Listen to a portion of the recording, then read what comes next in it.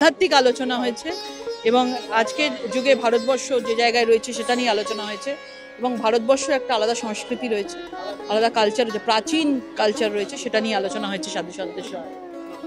আলোচনা ভারতবর্ষের ধর্ম এবং সংস্কৃতিকে তুলে ধরা এবং তার আশীর্বাদ চাইছেন আমাদের। আপনি আশীর্বাদ করুন যাতে ভারতবর্ষের যে সংস্কৃতি, ভারতবর্ষের যে ধর্ম, সেটাকে যাতে আমরা ঠিকমতো পালন করতে পারি, তুলে ধরতে পারি, প্রচার প্রসার করতে পারি।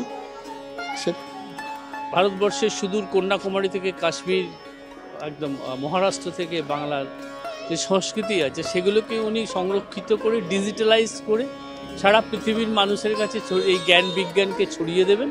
ভবিষ্যৎ প্রজন্মের মানুষ যাতে আমাদের ঐতিহ্যকে জানতে পারে, বাচ্চা বাচ্চা ছেলেমেয়েরা শিখতে পারে, সেই দিকে নজর দিতে পেরেছে। আমাদের যে হিন্দু ধর্ম আজ অক্ষুণ্ণ হচ্ছে, বিভিন্ন জায়গায় আমাদের মন্দির ভেঙে দিচ্ছে, হিন্দুদের বাড়ি পুড়িয়ে দিচ্ছে, অগ্নুৎপাত হচ্ছে, সেগুলো কিভাবে আগামী দিনে রক্ষা করতে হবে সেসব বিষয়।